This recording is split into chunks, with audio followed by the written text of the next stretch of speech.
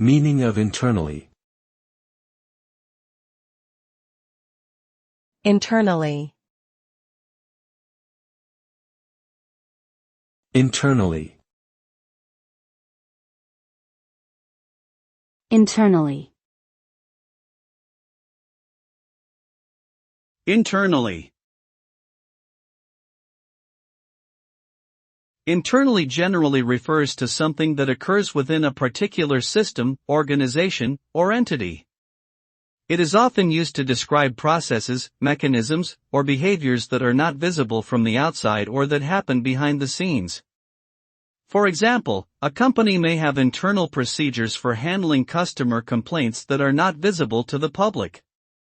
Or a software program may have internal algorithms that process data in a specific way, but which are not apparent to the user.